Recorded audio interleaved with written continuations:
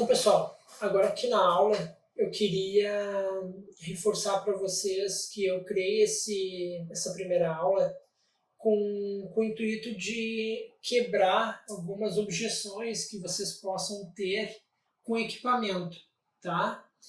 Em todos os Instagrams e todas as redes sociais dos fotógrafos que eu conheço, as perguntas que eles mais estão cansados de responder qual lente comprar, qual equipamento comprar, qual é o melhor, qual é o pior. Gente, conforme vocês forem aprendendo fotografia, vocês vão ver que equipamento não é o mais importante, tá? O mais importante é o conhecimento que vocês vão ter, certo? Vocês podem criar uma fotografia incrível com o celular. E pode ser um celular até das primeiras gerações, tá bom? Ultimamente os celulares têm melhorado cada vez mais. E foi esse um dos motivos pelo qual eu me interessei em fazer esse curso para vocês, tá bom? O que eu vou ensinar para vocês aqui, nesta aula, por exemplo, é mostrar para vocês o que os pais da fotografia fizeram, tá? Qual foi o legado que eles nos deixaram, o que eles fizeram com seus equipamentos pré-históricos, tá? E deixar isso como um incentivo para vocês seguirem adiante. Então, vamos começar a aula.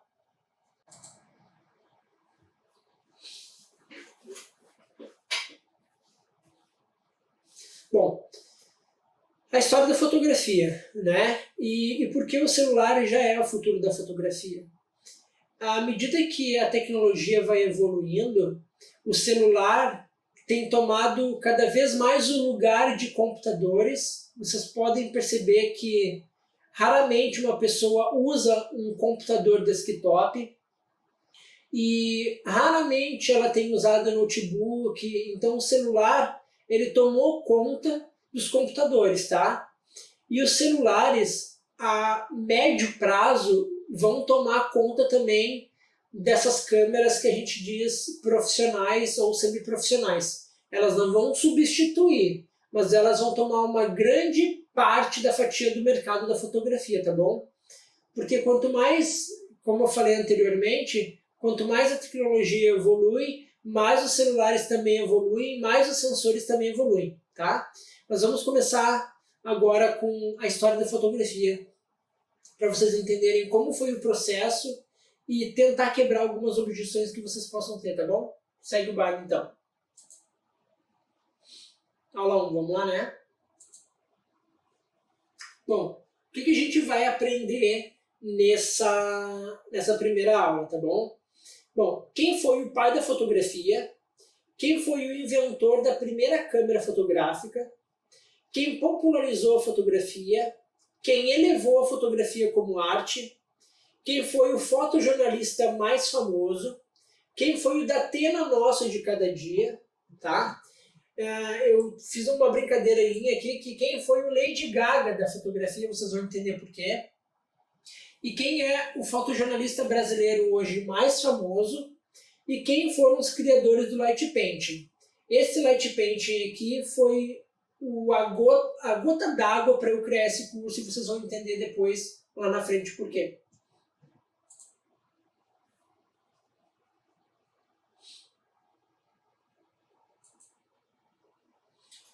Bom, e também você pode se perguntar, tá, mas eu comprei um curso e tenho que saber sobre a história da fotografia? Por quê, né?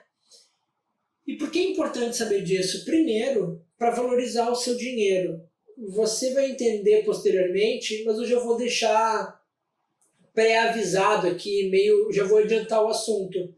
Hoje em dia você não precisa mais de uma câmera de 10 mil reais, 15 mil reais para fazer fotos sensacionais, tá bom? Então, primeiro, para valorizar o seu dinheiro. Segundo, não existe câmera ou equipamento ruim, tá bom?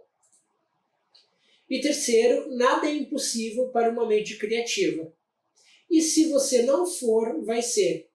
Eu tive um feedback de uma cliente esses dias que ela disse, meu marido até vai se interessar pelas aulas, mas eu não tenho criatividade. Gente, criatividade se aprende. E é o que eu vou ensinar para vocês também durante todo esse curso, tá bom? Então vamos começar.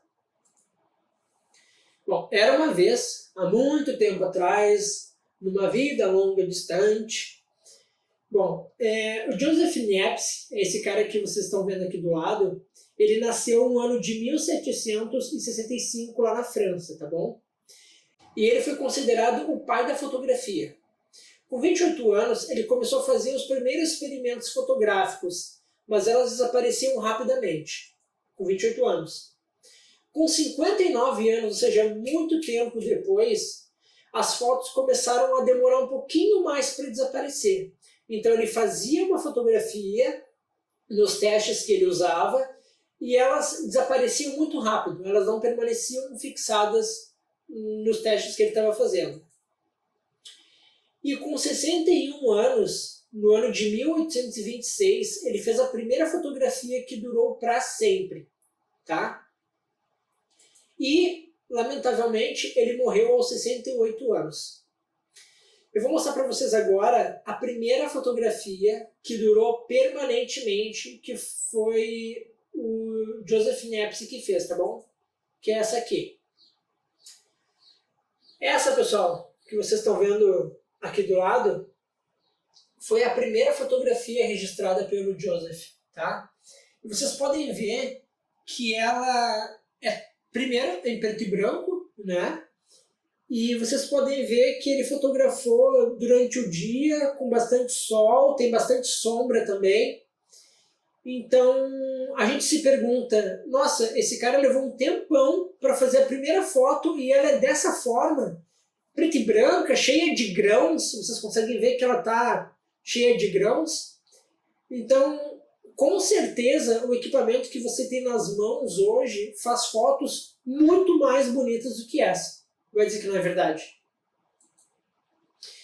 E também curiosidades sobre essa primeira fotografia, tá?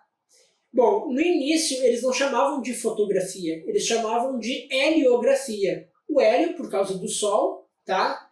Que no Sol tem átomos de hélio, né? E grafia vem de gravação no grego. Uma foto, pessoal, ela demorava 8 horas para ser executada. Essa técnica a gente chama, depois a gente vai esmiuçar melhor, a gente chama de fotografia de longa exposição, tá bom? Aqui no Brasil, nesse mesmo ano que a primeira fotografia foi feita, eu achei interessante para contextualizar onde que o Brasil estava nessa época, tá? Aqui no Brasil, neste ano, Dom Pedro I ele vira rei de Portugal, mas ele deixa a sua filha Maria II assumir em seu lugar. Vamos para o próximo cara agora.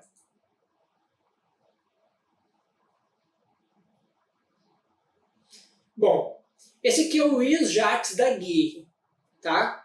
E você, se gosta de fotografia, já estudou alguma coisinha de história, você vai entender o porquê. O Daguerre, no caso. Ele nasceu no ano de 1787, lá na França, e ele inventou a primeira câmera fotográfica. Com 42 anos, ele fez uma parceria com Niepce, o pai da fotografia, lembra? Ele herdou os conhecimentos e o protótipo de seu professor. Sem entrar muito em detalhes, provavelmente Louis Jacques Daguerre foi aluno do Niepce. E lá ele aprendeu como se fotografava, o que ele fazia, o que não fazia, o que deu errado, o que deu certo. E o que o Louis Jacques Daguerre ele melhorou esse processo. Com 48 anos, no ano de 1835, ele criou e patenteou a primeira câmera fotográfica, que o nome dela é daguerreótipo, tá? E o fato dele ter criado e patenteado essa primeira câmera fotográfica, ele, de certa forma, universalizou a fotografia. Se antes o conhecimento estava com apenas uma pessoa, agora ele criando e patenteando uma câmera fotográfica, ele podia, obviamente, fazer dinheiro com isso, tá? Certamente era muito caro e poucas pessoas tinham na época, né? Então, mas isso fez com que a fotografia se universalizasse. Infelizmente, ele morreu muito cedo, né, com 64 anos. Desculpa. Bom, contextualização histórica do ano de 1835, tá? No mundo, teve a criação do revólver, ou seja, enquanto estava criando e patenteando a primeira câmera fotográfica, no mundo estava se criando o revólver. E no Brasil, foram realizadas pela primeira vez as eleições para a escolha de um chefe de governo. E esse aqui, pessoal, no ano de 1835, foi criado o daguerreótipo. Essa câmerazinha que vocês estão vendo aqui do lado. Câmerazinha. Então, como vocês podem ver, ele é bem grande, né? Aparentemente simples. E é simples, tá, pessoal? Como vocês podem ver ali naquela portinhola ali, ele abria e fechava ali para fazer a fotografia, tá? Então a luz entrava pelo aquele buraquinho e a fotografia era feita, mas ela levava um bom tempo, tá? Levava 8 horas, um pouquinho, ou quase 8 horas para ser feita, tá bom? Vai dizer que ela não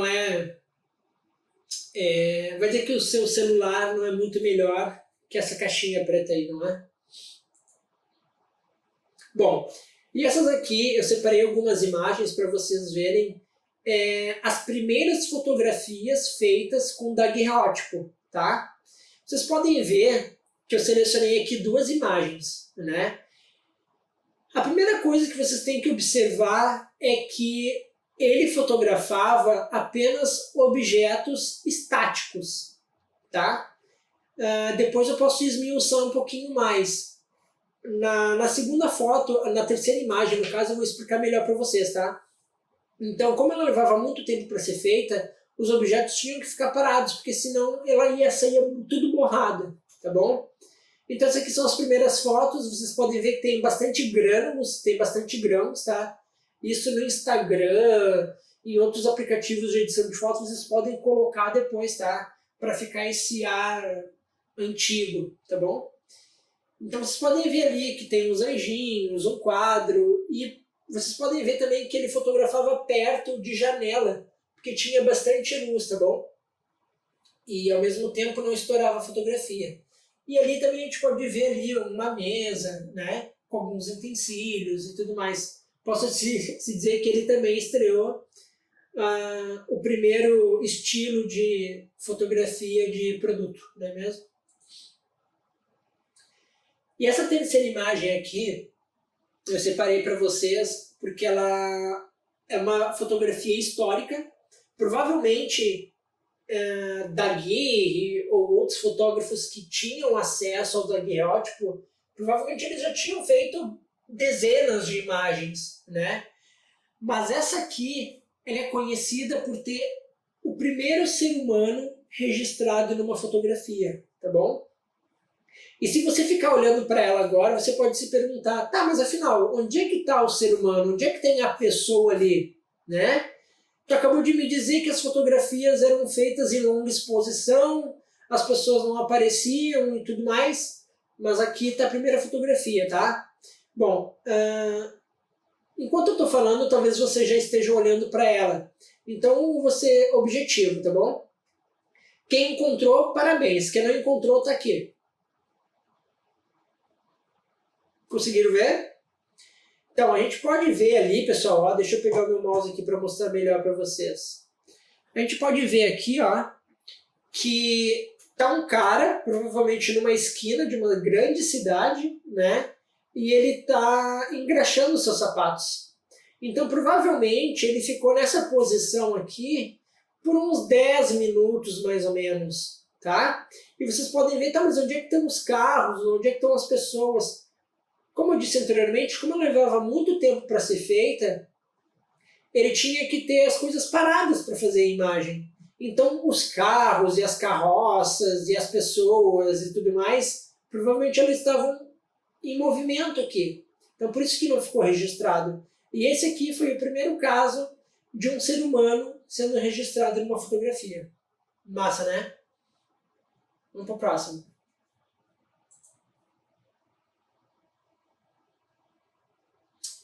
Esse cara aqui é massa. É o George Eastman. Ele nasceu em 1854 nos Estados Unidos. E o que, que, ele fez para a fotografia? Ele popularizou a fotografia. Se vocês não sabem, esse cara aqui, eu subtraí o nome do meio dele. O nome dele é George Kodak Eastman. Exatamente. Ele criou a Kodak. Mas vamos ver aqui o registro histórico dele, tá bom? Com 23 anos, ele patenteou uma chapa fotográfica, porque ele achava muito lento e complicado. Obviamente, né? A gente viu agora há pouco atrás que uma fotografia levava horas para ser feita. Então ele conseguiu patentear uma chapa que era mais rápida e menos complicada, tá bom? Com 34 anos, ou seja, quase a minha idade, ele fundou a Kodak em 1888, tá bom?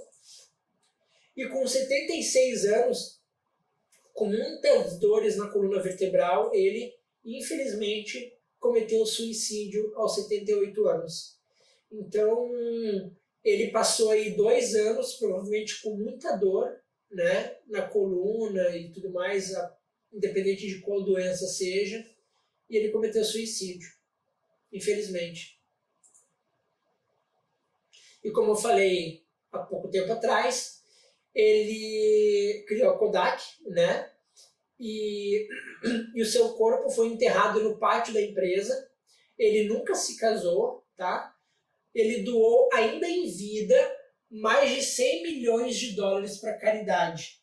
Ou seja, na época que ele doou 100 milhões. Então imagina o quanto que não valeria hoje, né? E no Brasil, no ano que a Kodak foi fundada, era assinada a Lei Áurea, aquela que libertava os escravos, né? Determinando o fim da escravidão. Essa fotografia que eu separei, ela é uma das fotografias mais conhecidas do George, tá? Então achei legal porque é uma fotografia que dá para ver que era na chuva e tudo mais. Então ele tinha esse olhar mais que a gente chama fotografia de rua. Então ele gostava desse hábito, dessa fotografia popular, né? Não muito posada. E ali a gente pode ver uma carroça, né? Ela em movimento. Então o que ele fez? Além dele ter melhorado e tudo mais, ele deixou a fotografia podendo captar também alguns objetos ou pessoas ou algumas coisas que estavam em movimento, né? É isso. Eu achei muito interessante quando o George Eastman cometeu suicídio, desculpa, ele deixou uma carta com 3 frases, e a carta que ele deixou foi essas aqui: para os meus amigos, meu trabalho está feito, por que esperar? George Kodak Eastman.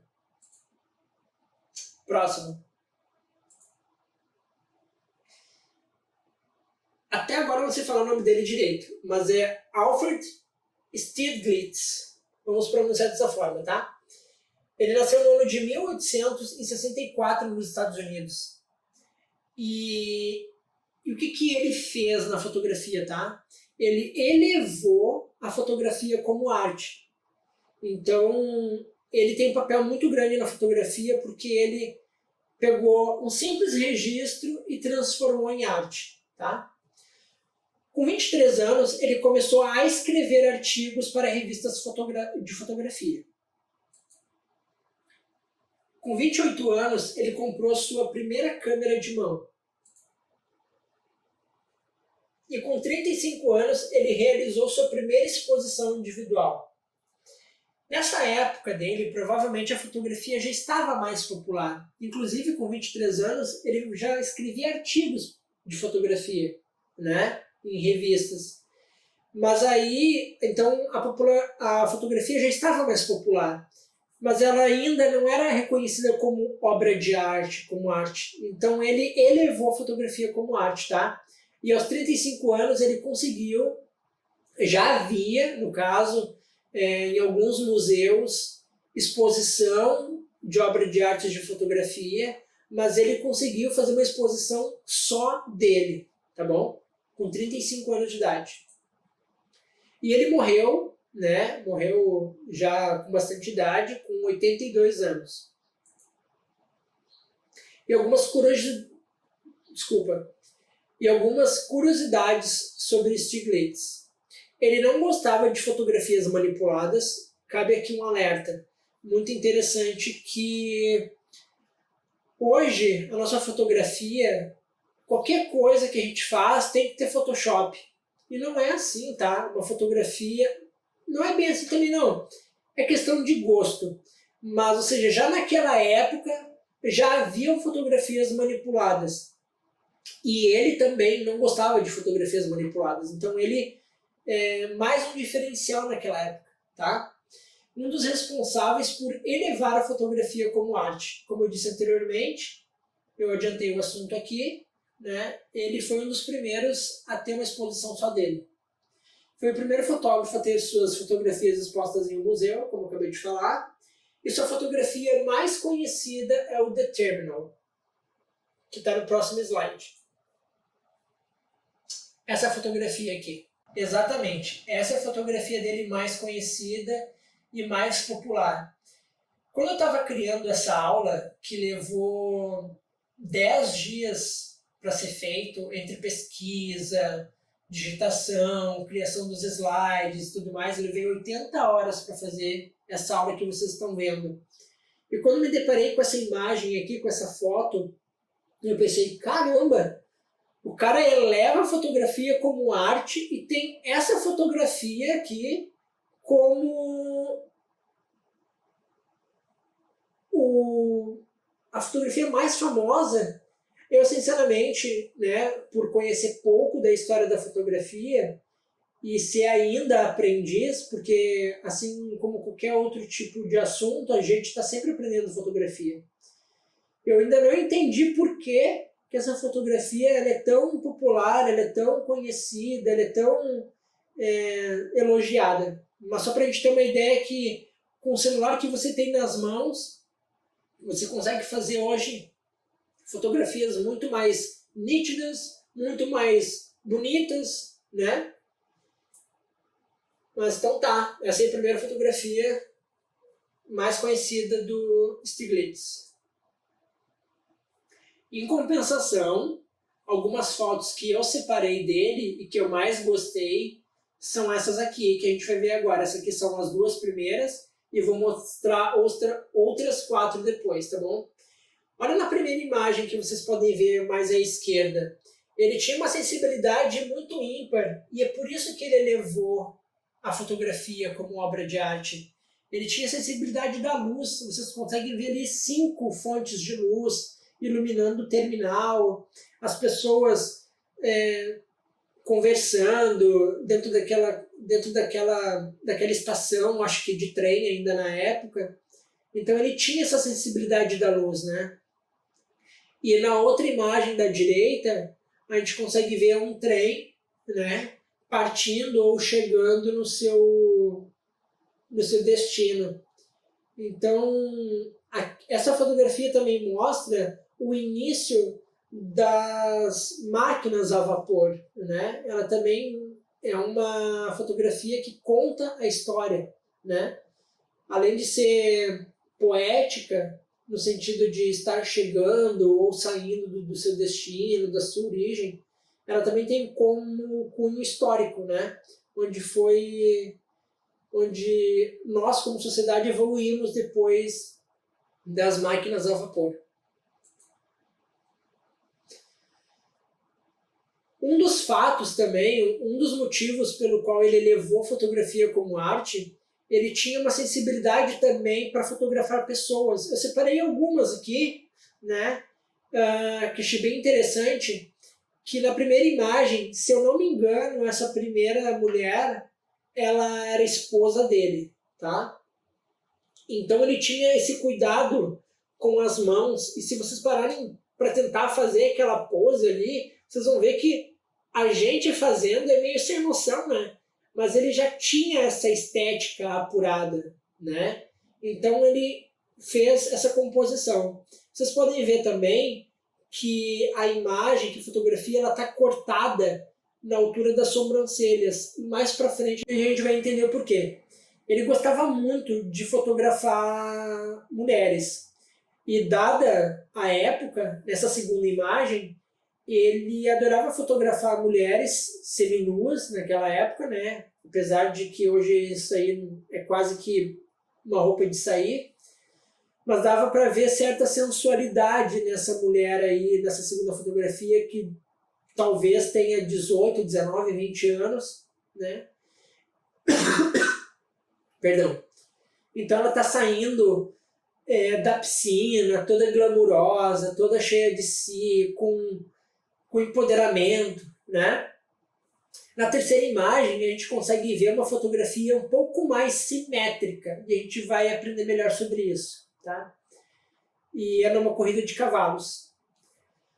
E na quarta imagem, é uma fotografia de um cara, né? De um pedestre, meio isolado, né? Na fotografia, apenas contando a história de, naquela época, prédios serem construídos, né?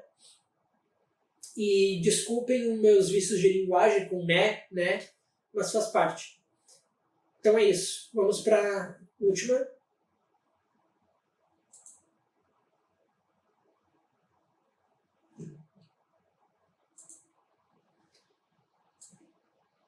Então vamos para o próximo.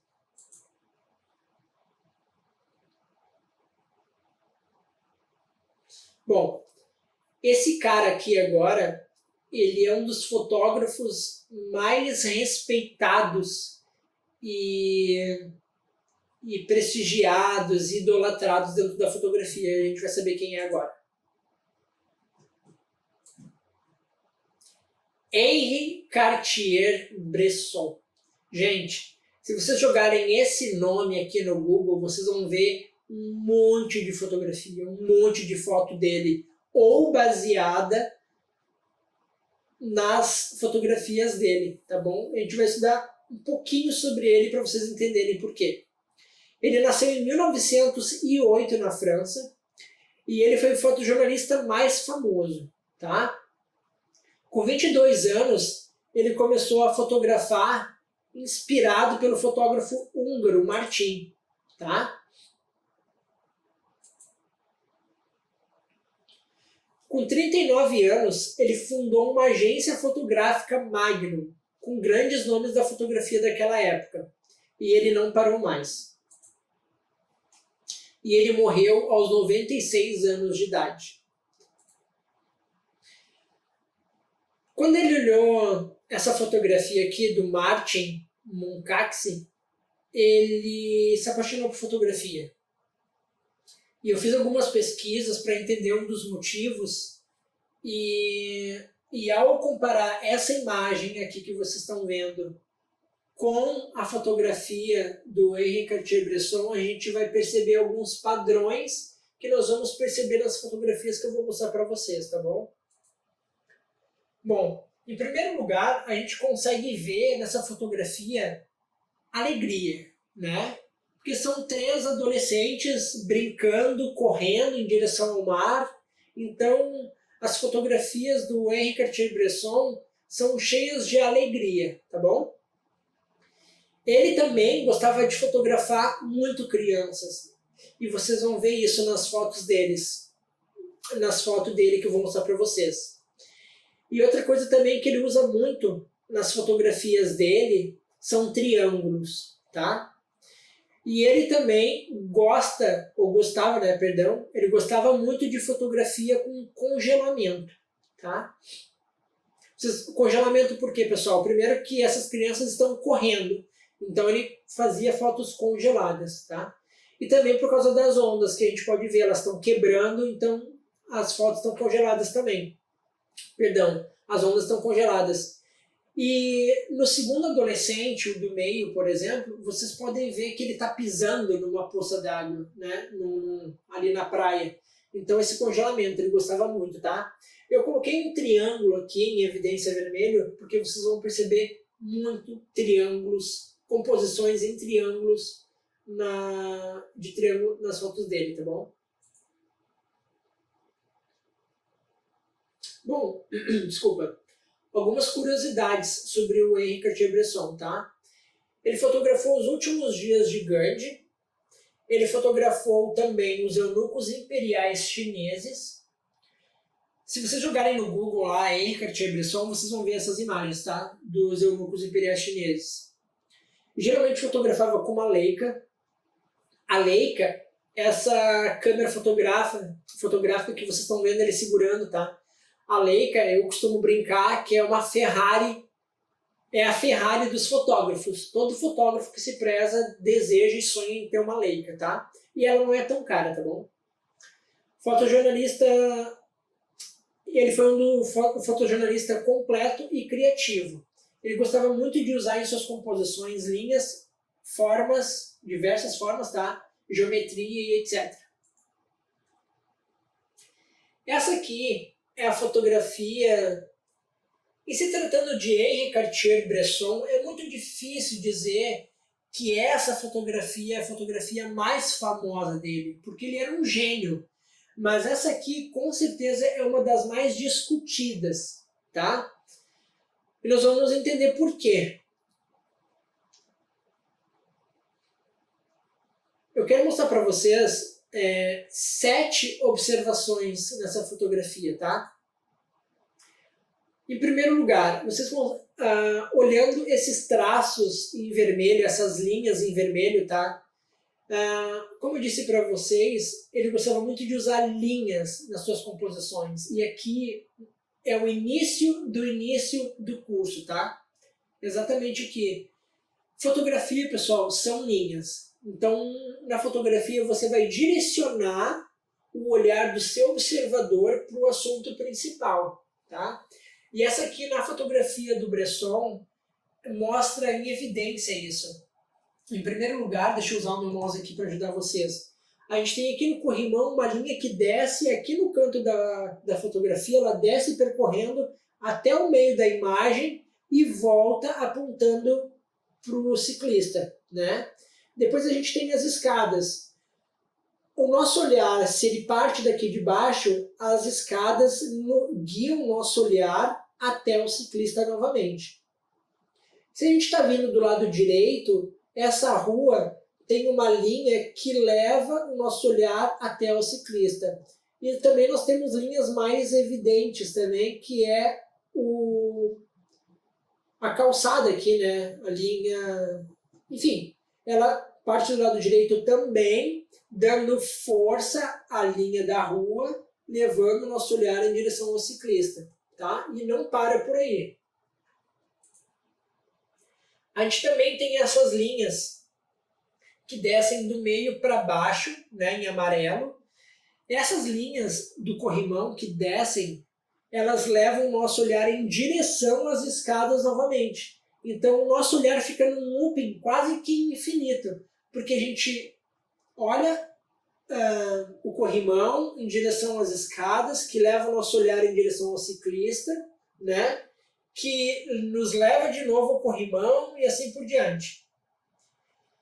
E aqui a gente tem outra linha também. O corrimão, um pouquinho mais afastado, aqui na linha em vermelho, tem essas linhas aqui embaixo, tá vendo?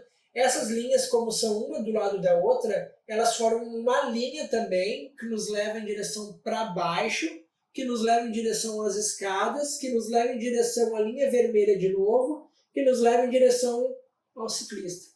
Então ele tinha muito cuidado nessa questão de direcionamento do olhar do observador, tá?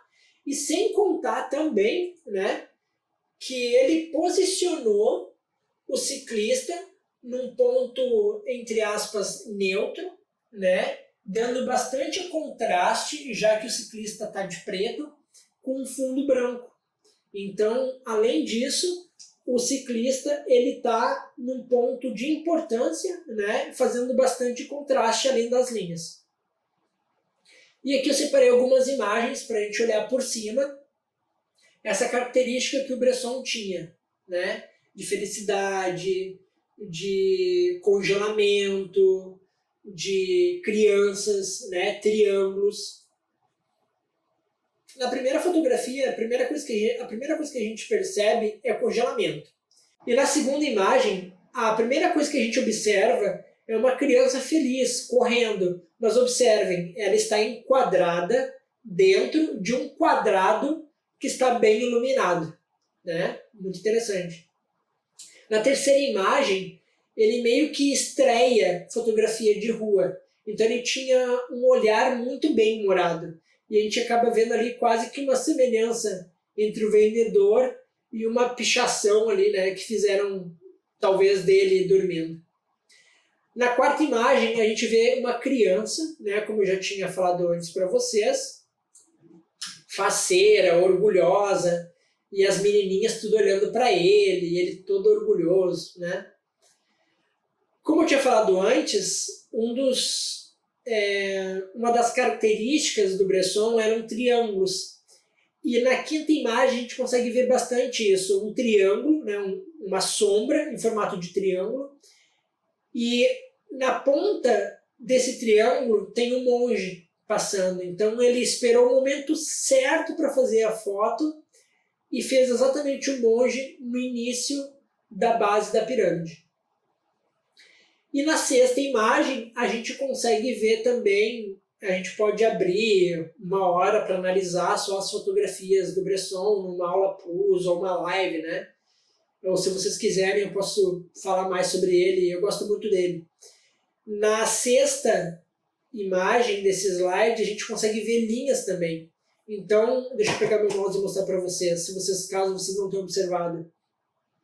Tem uma linha que vem daqui da escada, desce aqui embaixo e começa aqui nas freiras, vai de novo nas freiras e chega nas crianças. Ou você pode continuar esse olhar novamente, vindo pelo corrimão e andando lá até o final. Pessoal, observem que essas linhas, essas composições, têm no formato de S, e nós vamos entender melhor mais para frente, tá? Então, essas fotografias em S, essas composições em S, ajudam o olhar do observador a caminhar por toda a fotografia, tá bom? Então, essa basicamente é o sentido dessas composições, tá? É de guiar todo o nosso olhar e admirar por mais tempo a fotografia do artista.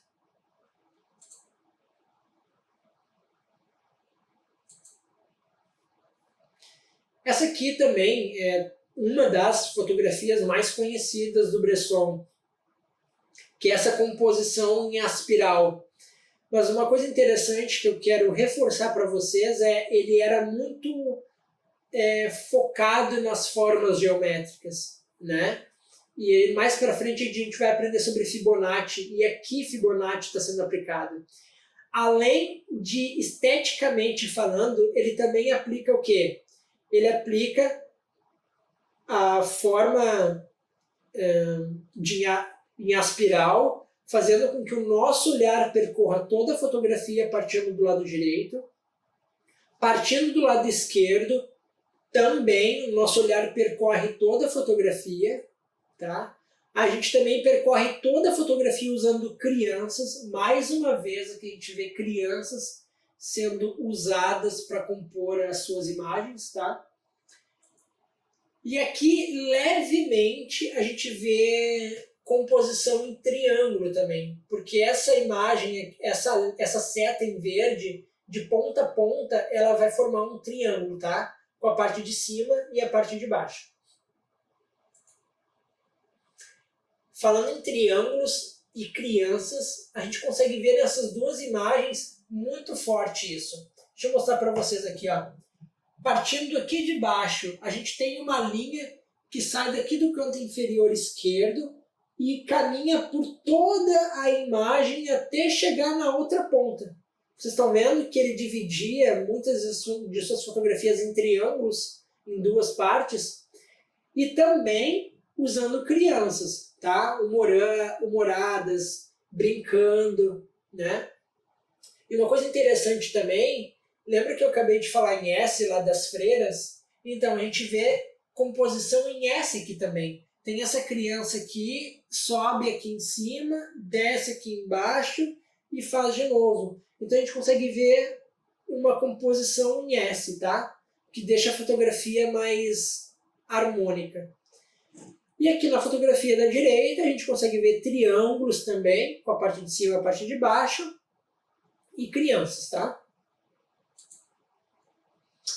E não só crianças, né, pessoal? Ele fotografava de tudo, mas as mais conhecidas são essas. Mas ele também fotografava adultos e tudo mais, mas a gente também não pode deixar de ver e perceber muito forte nas suas imagens fotografias em triângulos, tá?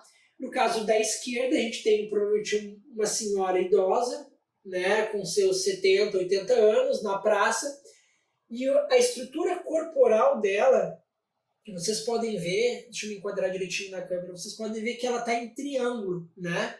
Tem a parte de cima e a parte de baixo. E também existe um outro triângulo também nessa fotografia, que além dessa senhora aqui vindo do canto inferior direito até o superior esquerdo, tem essas linhas do banco aqui vindo do canto inferior esquerdo e caminhando até esses bancos na parte superior direita. Então, uma composição em X, tá bom? Então, ele usava muito triângulos, assim como na fotografia da direita, né? Essas pernas bonitas, talvez de uma mulher bem jovem, né? Mas também, além de estar em composição em triângulo, a gente consegue ver curvas nessa imagem, tá? E só para salientar também, uma das coisas que ele gostava de fotografar bastante era o poder de congelamento. Nessa época que as câmeras já estavam bem evoluídas, já conseguia fazer fotos bastante artísticas, né? Então ele gostava de usar bastante congelamento, poder de congelamento, né? Com os pombos ali voando. E na fotografia da direita, um cara fazendo algum malabarismo e também com congelamento. E como ele tinha uma agência, né, de fotografia, a Magnum, como eu falei para vocês, a Magnum era uma empresa que trabalhava muito como fotojornalista. Então a Magnum enviava muitos fotógrafos às zonas de guerra. E o Bresson também ia fotografar essas zonas de guerra. Mas mesmo na guerra, ele ainda assim preferia ou dava ênfase nas suas fotos de crianças. Talvez por pensar que, mesmo com tudo destruído, mesmo com bombas e mortes, as crianças, na sua ingenuidade, na sua inocência, ainda assim eram um futuro de paz, de melhor, né?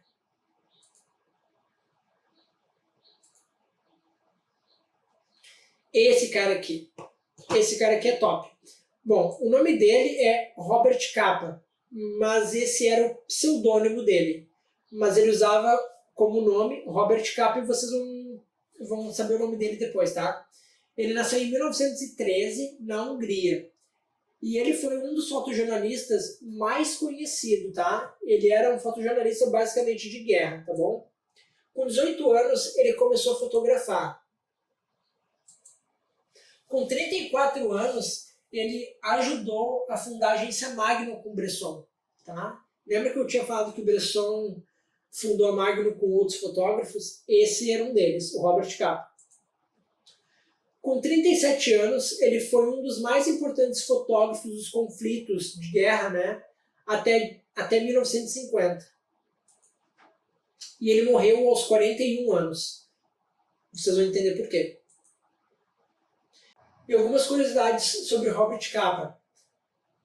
Robert Capa era o seu pseudônimo. O nome original dele, o nome de nascimento, era Andrew Erno Friedman. E me desculpem se eu pronunciei errado. Ele morreu na Guerra da Indochina. Ao pisar em uma mina terrestre. Tá?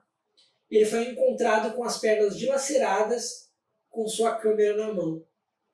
E uma polêmica sobre o Robert Capa é que ele era tão bom que acusavam ele de fraude, tá? E essa fotografia aqui é uma das provas, né, que as pessoas dizem que ele fraudava suas fotografias. Alguns que defendem usava essa mesma fotografia para defender ele, que ele era tão bom, que o olhar dele era atento para tudo que acontecia ao seu redor. E nesse caso aqui dessa fotografia, a mais divisoras de público, né, é que ele conseguiu fazer uma fotografia, uma foto que pegou a morte de uma pessoa, né, a morte de um soldado ali. Então ele capturou o exato momento em que um soldado era baleado e era morto. E como ele era fotógrafo de guerra, mas ainda assim prezava muito pela estética, as suas composições também tinham bastante triângulos. E a gente pode ver isso na fotografia de baixo, na fotografia ao meio em cima, né? que é em triângulos. Né? Se a gente traçar uma linha, a gente consegue ver duas metades. E ele também usava triângulos também, mas ao mesmo tempo com bastante contraste, na fotografia de baixo ali um soldado, tá? Tem triângulos ali embaixo, tem triângulos usando todas as pontas. Deixa eu mostrar para vocês aqui, ó. Tem um triângulo aqui, né? Tem triângulo aqui em cima, tem triângulo aqui embaixo. Então ali tinha bastante esse senso da estética.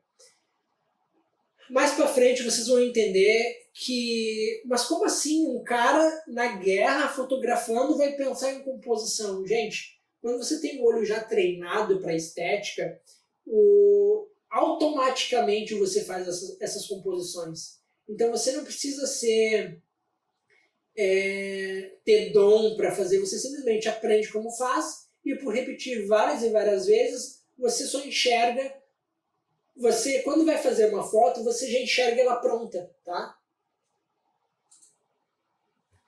Mas ele também não era só fotógrafo de guerra, né? Vivia só em conflitos. Ele conseguia ver também poesia nessas imagens. E uma das fotos mais conhecidas dele é essa de uma, provavelmente, estudante, né?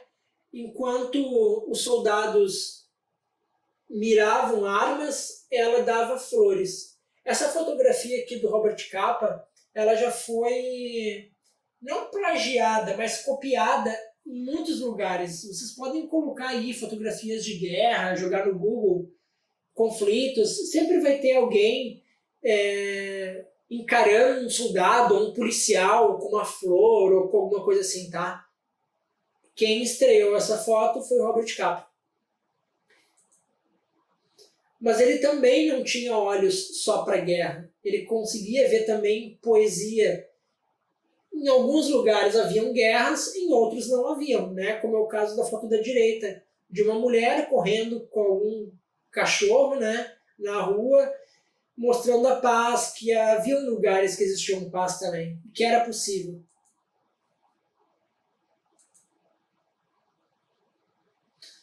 Bom, esse cara aqui é um dos fotógrafos mais venerados dentro da moda, tá? O Helmut Newton, e me desculpe pela pronúncia, eu posso estar errado. Ele nasceu em 1920 na Alemanha e ele foi um fotógrafo de moda. Com 18 anos, ele fugiu da guerra e foi para a Austrália, tá? E uma coisa interessante é que eu marquei aqui para a gente não esquecer, na mesma época, enquanto uns iam para a guerra, outros abriam estúdios de moda, né?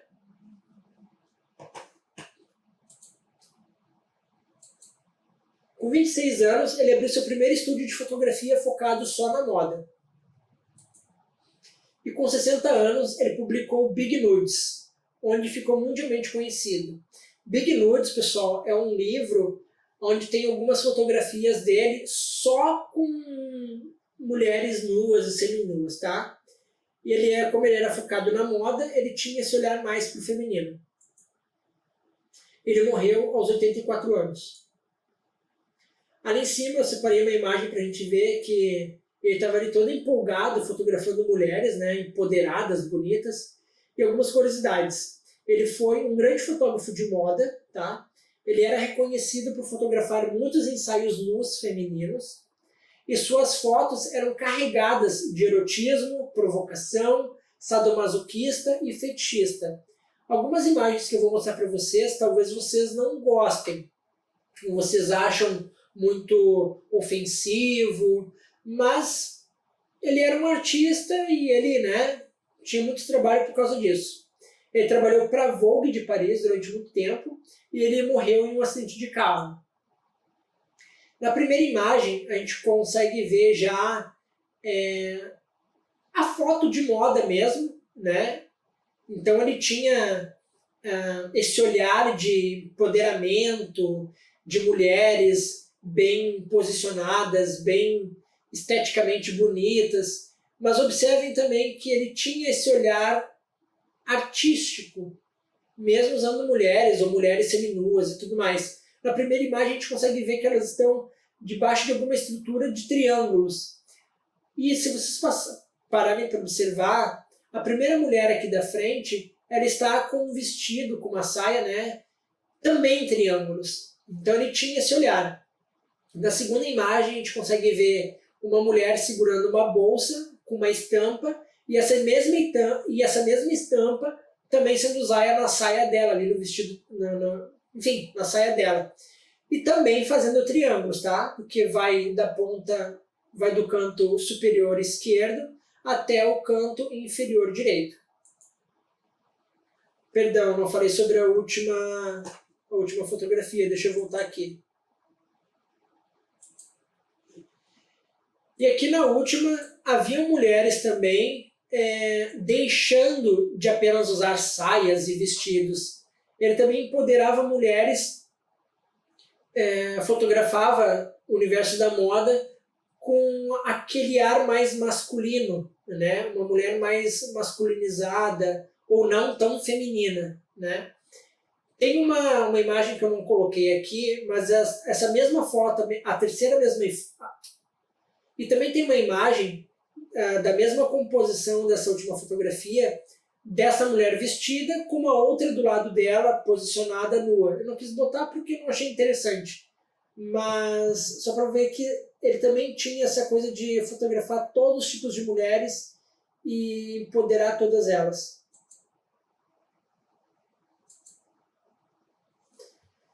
Sem deixar a estética de lado, mas também usando a fotografia de moda, a gente consegue ver triângulos na primeira imagem. A gente consegue ver duas pedras com seus reflexos na água, né? E essa mulher de biquíni, né, de maiô no caso, também fazendo a mesma posição, ou tendo o mesmo estilo corporal, mesma linha da pedra, né, também com a sua sombra ali, né? Então, e esses três conjuntos formam triângulos, tá? Triângulos ajudam a fixar o nosso olhar por mais tempo na imagem, nós vamos aprender mais depois, tá?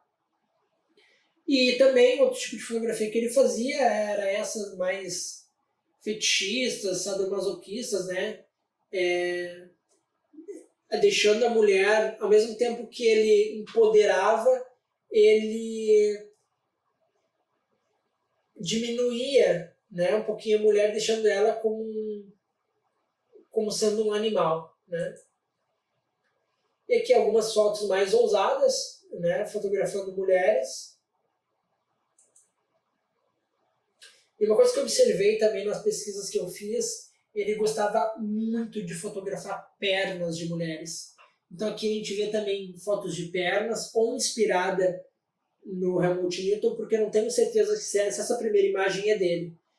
Ali a gente consegue, o que eu achei engraçado nessa segunda imagem, é que além dele estar fotografando as pernas dela, a meia dela, aparecendo um pouco do bumbum, da coxa, né? Dá para ver aqui a silhueta, a sombra dele, né? Então ele era meio sem noção também. Onde ele estava, ele fazia foto daquilo que ele queria. E aqui também, nessa última imagem, aqui uma foto mais estranha, diferente, né? Mais para vender fotografia, né, mesmo, gente? Então, a gente vê aqui uma foto de uma mulher nua sendo comida por um jacaré, né? Então, tinha uma visão bem avançada, bem fora do tempo dele.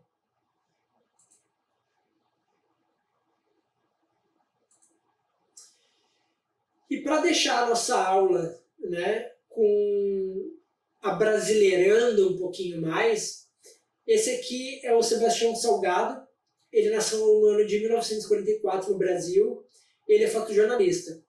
Com 35 anos, ele entrou para a agência Magnum, aquela do Bresson e do Robert Capa. Com 37 anos, ele foi cobrir os primeiros 100 dias de Ronald Reagan, ainda na Magnum. Ele tirou muitas fotos do atentado do presidente americano. Então, provavelmente, né, a presidência contratou a agência Magnum e, neste caso, o Sebastião Salgado foi para esse projeto fotografar os 100 primeiros dias. E, lamentavelmente, ele fez várias fotos desse atentado, né? E ele ainda não morreu, ele continua vivo. Ele vive fazendo exposições no mundo inteiro, tá? Ele é muito conhecido no mundo, tá, gente? Ele é um fotógrafo bastante renomado, tá? Curiosidades. Ele ganhou muita grana vendendo suas fotos, principalmente do Ronald Reagan, tá? Ele viajou para a África com uma grana e fez muitas fotos por lá. Ele ficou mundialmente conhecido após publicar Êxodos, que é esse livro de cima, tá bom? Êxodos retrata a vida difícil de imigrantes. E ele não parou mais e lançou o Gênesis depois disso. E fez exposições dessas suas obras, tá? Eu separei algumas imagens para a gente ver aqui como ele tinha esse olhar, né? Retratando essas vidas sofridas, trabalhadores, né? E dá para ver que essas imagens dele são carregadas de textura, né? A gente pode ver, a gente quase que consegue sentir, passando o dedo, a mão por cima dessas fotos, dá para quase sentir a textura dessa foto, né? Dessas imagens. Mas também, sem deixar a estética de fora, ele gostava muito de triângulos e formas arredondadas. Na primeira imagem a gente consegue ver aqui, ó. A gente, como a menina, o menino está com os braços cruzados, dá para ver um triângulo e um círculo, tá? Formas geométricas, tá bom? Aqui 3 pessoas, dando aquela sensação de ser em triângulos e tudo mais, né? Quer fazer uma boa composição, gente? Utilize números ímpares, tá? E aqui também, aqui embaixo, são 3 crianças também, só com os rostinhos de fora e novamente o número 3, tá?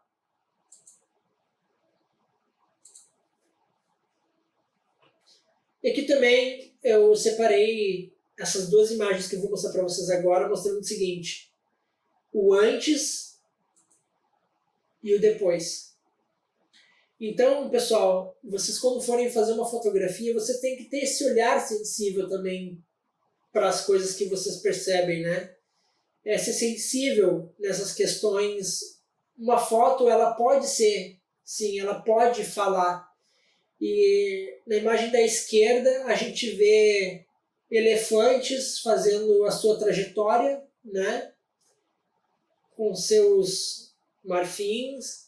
E na foto da direita, entre aspas, esses mesmos elefantes mortos, provavelmente, usando seus marfins aí como decoração, né? Mas, obviamente, eu tenho quase certeza que essas pessoas aí são defensores e não caçadores. Ou caçadores também, eu não sei, tá, pessoal? Mas fica a reflexão. Ele também fotografou, foi para a Amazônia e fez várias fotos lá, tá? A gente consegue ver aqui várias composições, a gente consegue ver textura. Como eu falei anteriormente, tem bastante textura as imagens dele, tem bastante contraste, mesmo sendo em preto e branco. A gente consegue ver alguns grupos aqui. Um grupo de pé, um grupo sentado e um grupo deitado, formando triângulos, tá? E o próximo e último, pessoal. Porém, não menos importante. Mas calma. O que esses 4 caras fizeram para a fotografia trouxe a fotografia para outro nível, tá? Um cientista descobriu, 2 artistas adaptaram e um pintor aprimorou. eles criaram a técnica de light paint, que significa pintar com a luz. Mas você pode se perguntar, mas afinal, o que é light paint, né? Tecnicamente, tá? Tecnicamente, é uma foto realizada com um sensor da câmera recebendo luz por um longo tempo de exposição, pelo tempo que você desejar. 1 segundo, 10 segundos, 30 segundos, 1 minuto, 8 horas, né? Voltando lá no início, as fotografias eram de longa exposição, né? Algumas são feitas por minutos, outras com segundos. E qual o objetivo? Da fotografia de light painting, tá, pessoal? O objetivo é de movimentar a luz como você desejar, a fim de criar marcas e rastros no sensor ou filme, de preferência com a câmera parada. Contudo, vamos nos aprofundar mais posteriormente. Lá nas próximas aulas eu vou tratar só sobre light painting, tá bom? Mas basicamente é isso. Agora nós vamos entender um pouquinho mais o que é o light painting, tá? E o que eles fizeram para a fotografia.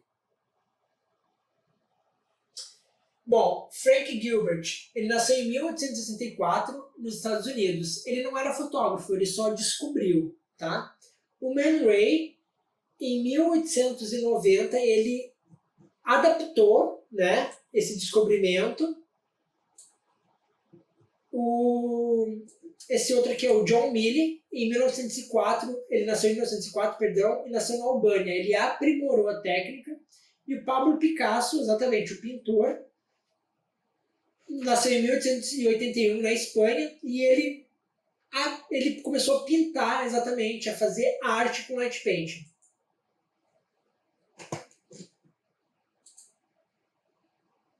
Vamos para o primeiro, tá, pessoal? É o Frank Gilbert, tá? Ele descobriu por acaso, ao estudar trabalhadores e seus movimentos de forma a automatizá-los e economizar mais tempo em seus processos. Ou seja, ele era um cientista que ele usou fotografia para estudar os movimentos dos trabalhadores. Então, provavelmente ele deve ter posicionado algum sensor de luz nas mãos desses trabalhadores e o objetivo dele era automatizar, né, encurtar as ferramentas para os trabalhadores naquela época não perder muito tempo. Por exemplo, pegar uma ferramenta que está aqui em cima, trazer para baixo. Então, ele estudava movimentos e aprimorar, porque, né, time is money.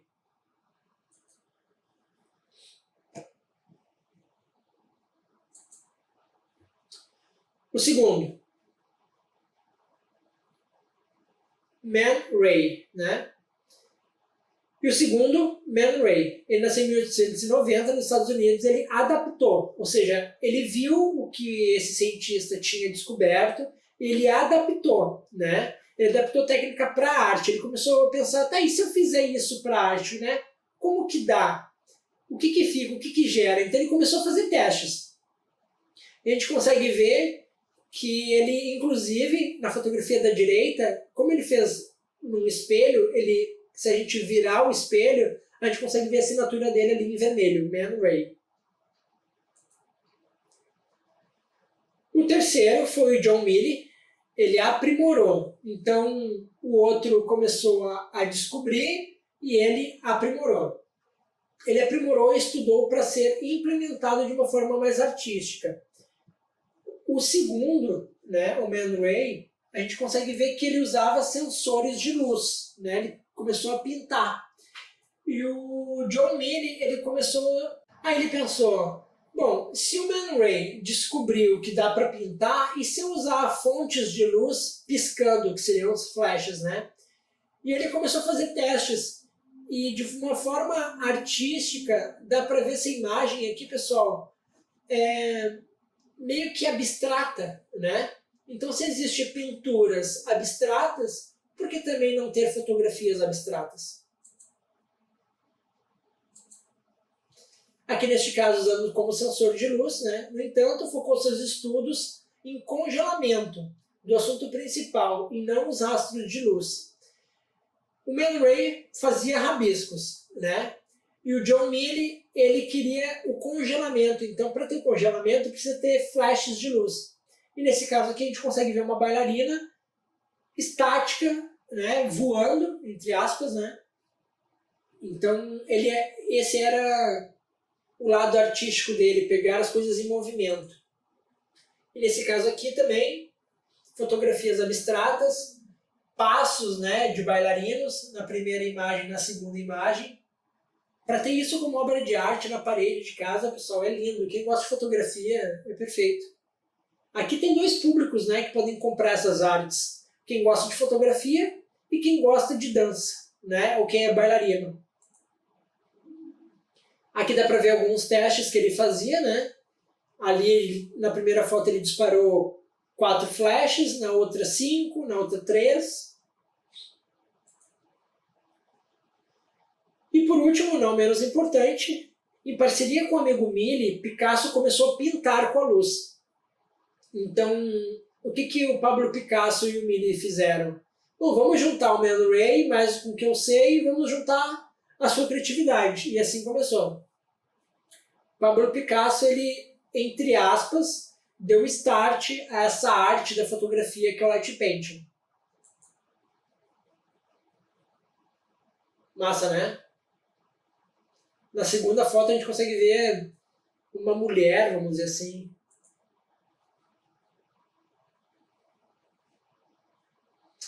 E esses aqui, pessoal, são 4 caras que descobriram light painting, tá? Quando eu conheci o light painting, eu me apaixonei ainda mais pela fotografia, tá? Então eu admiro muito o que esses caras fizeram pela fotografia. Bom, concluindo.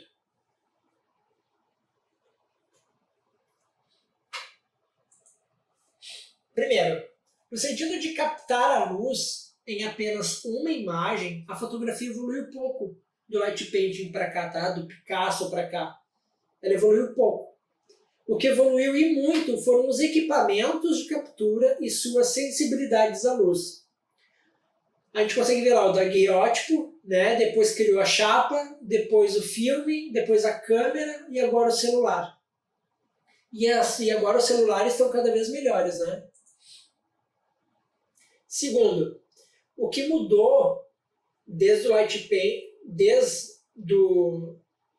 do pai da fotografia, passando pelo Daguerre, pelo Kodak e pelo light painting, o que evoluiu, o que mudou até agora foi a complexidade ao usar as mesmas ferramentas e técnicas já descobertas, melhorando a criatividade. Dizem que a criatividade ela surge da necessidade de fazer a mesma coisa de formas diferentes, né? E o cinema, clipes ou tudo mais, usa a fotografia, tá? Por isso, a evolução da fotografia é o próprio cinema propriamente dito.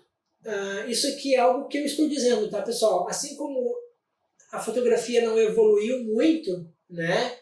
Como o que a gente pode fazer de diferente? O cinema é a evolução da fotografia, tá? E o cinema usa todas as coisas, usa a fotografia, o áudio, o vídeo, enfim.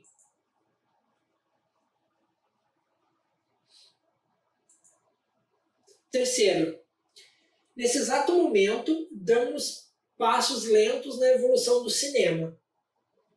Poucos cinemas estão explorando o 4D, por exemplo. Que o 4D é o 3D com óculos mais as sensações, tá?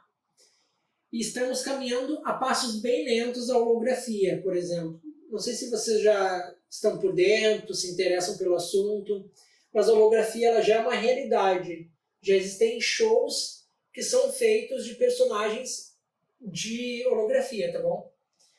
E bem modestamente usando a realidade aumentada. Tem uma coisa que ela não está sendo usada ainda, pessoal, a realidade aumentada. E quarto, acredito que o futuro do cinema será a holografia somada à realidade aumentada com o suporte da inteligência artificial. E eu coloquei esse textinho aqui embaixo para ler para vocês, porque assim, ó, sinceramente, eu não duvido que daqui a algumas décadas consumir cinema, por exemplo, colocando apenas um óculos e sermos inseridos dentro do próprio filme, interagindo até com os personagens. Eu imagino a fotografia, o cinema e a evolução deles dessa forma. Imagina que você vai a um galpão ou dentro da sua própria casa, né, no espaço reservado, coloca um óculos e você consegue um Google Glass, por exemplo, né? Aqueles óculos do Google, consegue ver holografias, as coisas acontecendo dentro da sua casa, e pela inteligência artificial você vai fazer perguntas para o personagem principal do filme e ele vai te responder. Quase que um RPG. Eu acho que tende a acontecer isso, tá? Se não acontecer, quem assistiu o vídeo fica a ideia. E finalizando.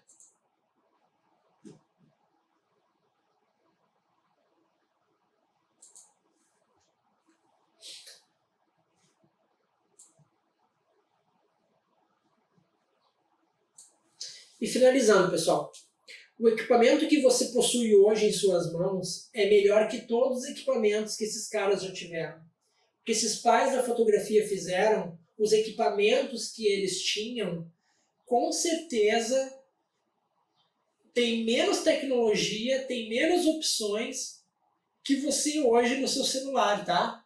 Então, não tem mais desculpas para você não fotografar ou dizer que o seu equipamento é ruim ou qualquer coisa do tipo, porque no decorrer das aulas eu vou ensinar muitas coisas para vocês que não tem como não fotografar, tá? Dá para fotografar com qualquer coisa, não. E finalizando, pessoal, o equipamento que você possui hoje em suas mãos é melhor que todos os equipamentos que esses caras já tiveram. Então, o seu smartphone, o seu celular, com várias câmeras, várias lentes que já tem hoje, não é mais desculpa para você dizer que equipamento é importante, faz diferença, porque não, tá? O que esses caras já fizeram, e fizeram muito com pouco, você também pode fazer muito mais, tá? Basta conhecimento. E é o que a gente está aprendendo nesse curso.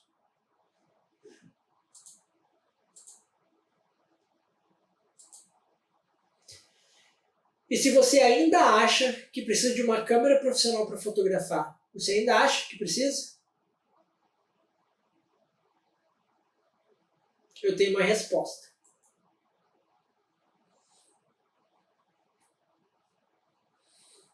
Não, você não precisa de um equipamento foda para fazer uma foto foda, tá bom? É isso aí. Eu espero que vocês tenham gostado dessa primeira aula.